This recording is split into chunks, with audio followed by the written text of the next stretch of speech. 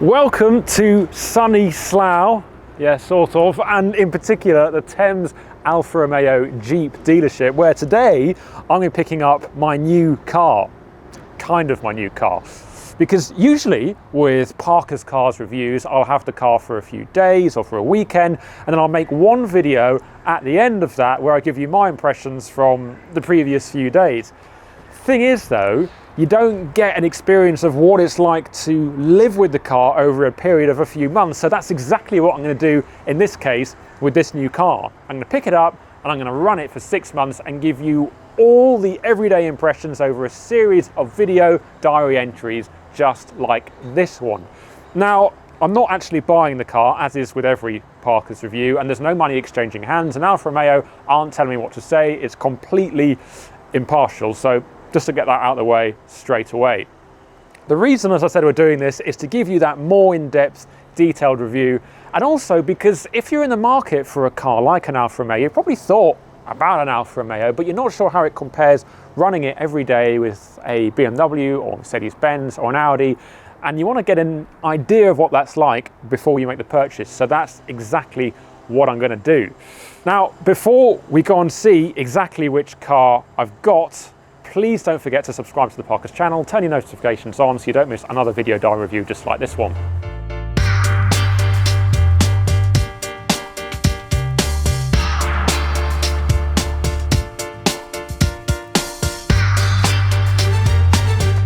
Okay, here we are, Thames Alfa Romeo handover bay. I've got my new car underneath the covers. Can't wait to see what it looks like.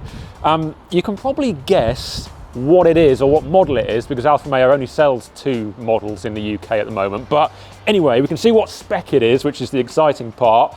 If I take the cover off, here we go, big reveal. Look at this. Okay, so you probably already guessed exactly what model it is. It is, of course, a Giulia, but more importantly than that, it's a Giulia Veloce. And if you're not familiar with the UK trim structure of the Alfa Romeo Giulia, it goes Sprint, which is the base car, it goes Veloce, and then Veloce TI.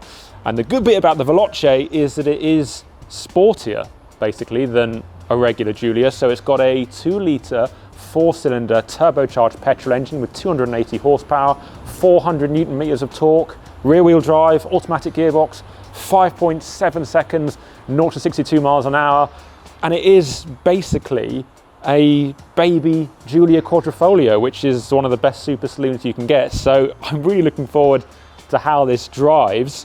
But I just want to talk you through the individual spec that I've picked on this car.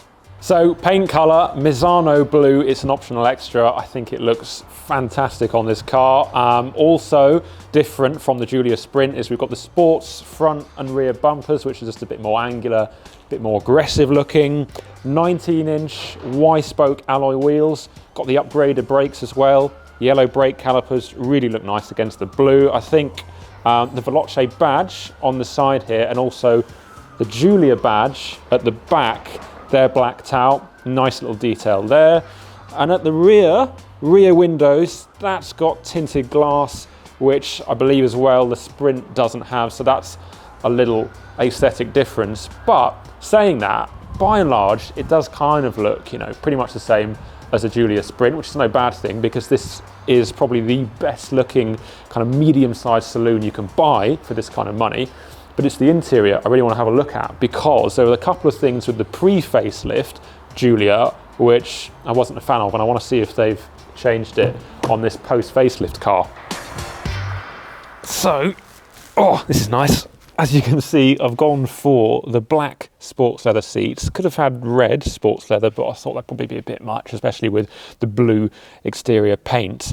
And, oh, well, it's just the same pretty much as sitting in the pre-facelift with a couple of differences which I can already see, but I just love the details in here. There's, for a start, the gear shift paddles, which probably doesn't sound much, but on a car like this, it's a major touch point. And there's so many manufacturers, they don't get it right because they make them feel plastic and cheap and just nasty, really, and you don't enjoy changing gear.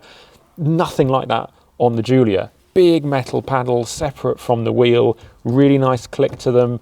Massive fan of that. The monochrome Alfa Romeo badge, which is a really nice badge on the steering wheel. start-stop button on the steering wheel. That feels really sporty. This Italian flag down by the gear lever gives you a reminder of where this car was developed and built.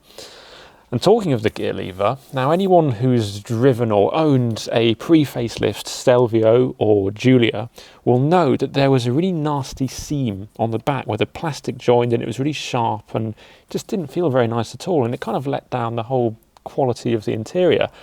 This time, yeah, they've changed it on the post-facelift model. It's got this leather back gear lever, which feels really high quality, nice bit of stitching. That's going to be a huge improvement. Also note that the infotainment system has also been upgraded. It was probably never the car's strongest point. I'm not sure they will have overhauled it completely, but it just needed a few tweaks just to make it a little bit more up to date when it's compared with, for example, its German rivals. So yeah, looking forward to using that. Finally, optional extras on this car. I've kept them to a minimum because the spec on the Veloce is actually very good. I mean, for example, you get a 6-way adjustable, electrically adjustable with 3 memory function, passenger and driver seat, which for a standard feature on a car which costs around £40,000 is very impressive, and it gives you an idea of the standard kit you get. But I'm going to have to refer to my notes here. The optional driver assistance plus pack that is fitted to this car has automatic high beam assist, lane keep assist, highway assist system, traffic sign recognition, traffic jam assist, active blind spot assist, driver attention assist, electrochromic, I think that's how you say it, rear view mirror, and intelligent speed control. And all of that costs just £1,000, which, considering how much extra kit you're getting, I think on paper sounds like a pretty good deal. But I will find out as I drive this car more whether it's worth it and whether you should spend that extra money on getting it. Together with the Misano blue paint, which I think was a £700 optional extra, this car comes in at £42,745. And again, in a later video, I'll tell you how much that is on PCP, so if you're paying for it monthly, and I'll also factor in the fuel costs, the insurance costs, the tax, if you're running this car through years 2 and 3, because obviously the tax is included in the first year, servicing, everything else, basically so that you can get a monthly price for how much you could put this car and run it on your driveway for. But that'll be in a later update.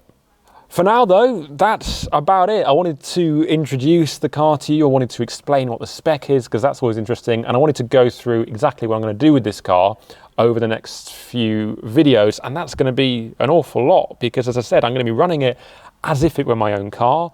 I'm going to cover the technology, what that's like to live with every day, the practicality, engine, handling, the rivals to this car from other manufacturers, also other Giulias in the range.